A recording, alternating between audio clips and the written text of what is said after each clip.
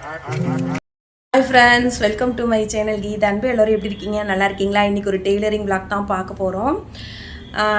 நான் வந்து ஈஸியாக துணி தைச்சிப்பேன். எப்படின்னு கேட்குறீங்களா? ஏன்னா நான் ஒரு டெய்லர், அதனால என் துணியை நானே ஈஸியாக தைச்சிப்பேன். எல்லாத்துக்குமே இது தெரியும், டெய்லர்னால் அவங்க துணியை ஈஸியாக தைச்சிப்பாங்க. பெண்களுக்கு தான் இந்த வீடியோ. முக்கியமாக நீங்கள் டெய்லரிங் கற்றுக்கோங்க, உங்களுக்கு ரொம்பவே யூஸ்ஃபுல்லாக இருக்கும். இப்போலாம் நிறைய பேர் நிறைய டெய்லர் இருக்காங்க. முக்கியமாக அந்த டெய்லரிங் கற்றுக்கிட்டிங்கன்னா உங்களுக்கும் யூஸ்ஃபுல்லாக இருக்கும், மற்றவங்களுக்கும் நீங்கள் தைச்சி கொடுத்து அதில் ஒரு வருமானம் பார்க்கலாம். வீட்டில் குழந்தைங்கள பார்த்துக்கிட்டு வேலைக்கு போக முடியாமல் வீட்டில் இருக்கிற பெண்கள் தயவு செஞ்சு டெய்லரிங் கற்றுக்குங்க. ஏன்னு கேட்குறீங்களா? நீங்கள் கொடுக்குற கூலி உங்களுக்கே நீங்கள் டெய்லரிங் கற்றுக்கிட்டிங்களா அது மீதி ஆகும் இல்லைங்களா? அடுத்தவங்களுக்கு தைக்கிறோமோ இல்லையோ, நம்ம துணியை நாம் தைச்சிக்கிட்டா நம்மளுக்கு ரொம்பவே யூஸ்ஃபுல்லாக இருக்கும். சின்ன சின்ன கிழிஞ்சதுக்கெலாம் ஒரு டெய்லரை தேடி போகாமல் நீங்கள் டெய்லரிங் கற்றுக்கிட்டிங்கன்னா அது உங்களுக்கு ரொம்பவே யூஸ்ஃபுல்லாக இருக்கும். அந்த வீடியோ தான் இன்றைக்கி நம்ம பார்க்க போகிறோம். வாங்க வீடியோக்குள்ளே போகலாம். எல்லாருக்கும் ஒவ்வொரு வேலை செஞ்சால் அந்த வேலையில் ஒரு சந்தோஷம் இருக்குங்க.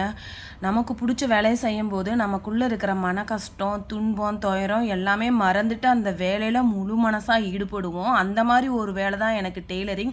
நான் ரொம்ப சந்தோஷமாக இருந்தாலும் சரி, ரொம்பவே சோகமாக இருந்தாலும் சரி, எனக்கு துணி தைக்கிறதுனா ரொம்ப பிடிக்கும். அது என்னன்னு தெரியல, எனக்கு துணி தைக்கிறது ரொம்ப ரொம்ப பிடிக்கும். எனக்கு பிடிச்ச தொழில் எதுன்னு சொன்னால் நான் துணி தைக்கிறது தான் சொல்லுவேன். எப்பாச்சும் ஏதாச்சும் யோசிச்சுட்டு இருக்கும்போது எப்போ பார்த்தாலுமே என் மைண்டில் ஓடிட்டு இருக்கிறது துணி தைக்கிற மாதிரி கனவே தான் ஓடிட்டுருக்கோம். நான் கிட்டத்தட்ட 9th படிக்கையிலேயே ஸ்கூல் லீவில் சும்மா விளையாட்டாக ஃப்ரெண்ட்ஸோட சேர்ந்துட்டு டைலரிங் கிளாஸ் போனேன். அப்போ இருந்தே எனக்கு டைலரிங் கொஞ்சம் கொஞ்சம் பிடிச்சிட்டு இருந்தது. அதுக்கப்புறம் அதை கற்றுக்க ரொம்பவே இன்ட்ரெஸ்ட் ஆகிடுச்சு. நம்ம துணியை நாம்ளே தைச்சி போடலாம், புது புது டிசைன் கண்டுபிடிச்சி நாம்ளே நமக்கு தைச்சிக்கலாம். ரொம்பவே நமக்கு டைலரிங்கிறது ரொம்பவே யூஸ்ஃபுல்லாக இருக்கும். அது நம்ம துணியை நாம் தைச்சி போடுறதுல இருக்கிற சந்தோஷமே தனித்தாங்க. நீங்கள் நல்லா தைச்சிங்கன்னா அக்கம் பக்கத்தில் இருக்கிறவங்களாம் துணி கொண்டாந்து கொடுப்பாங்க, அதில் ஒரு வருமானம் ஈட்டலாம். அந்த மாதிரி தாங்க நானும் வீட்டில் சும்மாவே இருக்க மாட்டேன். வேலையெல்லாம் முடிஞ்ச நேரம் போக துணி எனக்கு எப்பவுமே ஒரு நாளைக்கு 2-3 ஜாக்கெட் இருந்தே இருக்கும், தைச்சிக்கிட்டே இருப்பேன். பொதுவாக துணி தைக்கிறதுனா எல்லாருக்குமே ரொம்ப பிடிக்கும். அது இப்போ இருக்கிறவங்களாம் துணி தைக்கிறதுனா ஈஸியாகவே கற்றுக்குறாங்க, யூடியூப்பில் பார்த்து கற்றுக்குறாங்க. அப்போல்லாம் அப்படி இல்லை. நாங்கள் டெய்லரிங் கிளாஸ் 1 மாதம் 2 மாதம் 6 மாதம் போனால் தான் முழுசாகவே கற்றுக்க முடியும். கிட்டத்தட்ட ஒரு 90s காலகட்டத்திலலாம் வீட்டில் சும்மா இருக்காமல் நாங்கள் சும்மா விளையாட்டியாக டெய்லரிங் போய் கற்றுக்கிட்டோம். அது எனக்கு இப்போ ரொம்பவே யூஸ்ஃபுல்லாக இருக்குது.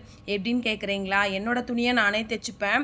ஏன்னா டெய்லர்கிட்ட கொண்டு போய் கொடுத்திங்கன்னா சமயத்துக்கு தரமாட்டாங்க.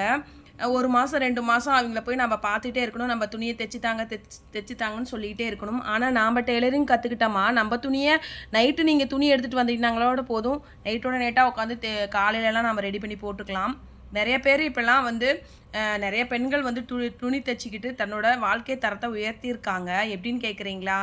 சின்ன சின்ன செலவுகளை ஹஸ்பண்டை எதிர்பார்க்காம ஒரு தொழிலை கற்றுக்கிட்டோமா, அந்த தொழிலேருந்து வர்ற வருமானத்தை வச்சு நாம் நம்மளோட சின்ன சின்ன தேவைகளை பூர்த்தி செஞ்சுக்கலாம். எல்லா விஷயத்துக்கும் நம்ம கணவரை எப்போவுமே எதிர்பார்த்துட்டு கூடாது. அது இல்லாமல் ரொம்பவே நமக்கு யூஸ்ஃபுல்லாக இருக்கும். வீட்டில் கிழிஞ்ச துணி, லுங்கி, நைட்டி ஓரடிக்கணுன்னாவே நம்ம டெய்லரிங் கற்றுக்கலைன்னா இன்னொருத்தர்கிட்ட தேடி போகணும். அவங்க இன்றைக்கி தைச்சி தரேன், நாளைக்கு தைச்சி தரேன்னு சொல்லுவாங்க. ஆனால் நம்ம ஒரு டெய்லரிங் கற்றுக்கிட்டோமா, நம்ம துணியை கிழிஞ்சது கூட நம்ம தைச்சிக்கலாம். கொஞ்சம் கொஞ்சமாக அப்படியே தைச்சி பழகி ஓரளவுக்கு நீங்கள் துணி தைச்சிக்கிட்டீங்கன்னா உங்களுக்கு ரொம்பவே யூஸ்ஃபுல்லாக இருக்கும். எதுக்கு இந்த வீடியோனா, இது ஒரு மோட்டிவேஷன் வீடியோ. அந்த வீடியோ பெண்களுக்கு தான். இது ஒரு மோட்டிவேஷன் வீடியோவாக எடுத்துக்கோங்க. நீங்களும் ஒரு கைத்தொழிலை கற்றுக்கோங்க. எனக்கு பிடிச்ச தொழில் டெய்லரிங். உங்களுக்கு என்ன வருதோ, உங்களுக்கு என்ன தொழில் பிடிக்குமோ அந்த தொழிலை கற்றுக்கிட்டு அந்த தொழில் மூலியமாக நம்மளுக்கு ஒரு வருமானம் வந்தால் அது நம்மளுக்கு ரொம்பவே சந்தோஷமாக இருக்கும். இந்த மாதிரி டெய்லரிங் கற்றுக்கிறதுனால வீட்டில் சும்மா இருக்காமல் நம்மளும் ஒரு பொழுதுபோக்காகவும் செய்யலாம், வருமானத்துக்காகவும் செய்யலாம். பொழுதுபோக்காக செய்யணும்னா நம்ம துணியை நாமளே தைச்சிக்கலாங்க. அதில் இப்போலாம் சாதாரணமாகவே டெய்லரிங்கில் நானே ஒரு ஜாக்கெட்டுக்கு 200 வாங்குவேன். மற்ற டெய்லர்கள்லாம் பெரிய பெரிய டெய்லர் அது கடை வச்சு போய் நீங்கள் துணி கொடுத்தீங்கன்னா ஒரு சாதாரண ஜாக்கெட்டுக்கே 300 400 வாங்குறாங்க. அப்போ டிசைன் வச்ச ஜாக்கெட்லாம் எவ்வளோன்னு பார்த்துக்கோங்க. தயவு செஞ்சு பெண்கள் நீங்கள் வீட்டில் சும்மா இருக்காமல், வெட்டி நாயம் பேசாமல், சீரியல் பார்த்து நேரத்தை கடத்தாமல் தயவு செஞ்சு டெய்லரிங் கற்றுக்கோங்க. இந்த வீடியோ பெண்களுக்கு ஒரு மோட்டிவேஷனலாக இருக்கும் அப்படின்னு நான் நினைக்கிறேன். இந்த வீடியோ பார்த்துட்டு எப்படி இருக்குன்னு சொல்லுங்கள். இந்த வீடியோ பிடிச்சிருந்தா லைக் பண்ணுங்கள், எப்படி இருக்குன்னு கமெண்டில் சொல்லுங்கள். இந்த வீடியோ பார்க்குற எல்லாத்துக்கும் ரொம்பவே நன்றி. கடைசியாக என்னோடய ப்ளவுஸையும் நான் உங்ககிட்ட பேசிக்கிட்டே ஃபினிஷ் பண்ணியாச்சு. இந்த ப்ளவுஸு கிட்டத்தட்ட ஒரு 350 நான் சார்ஜ் பண்ணுவேன்.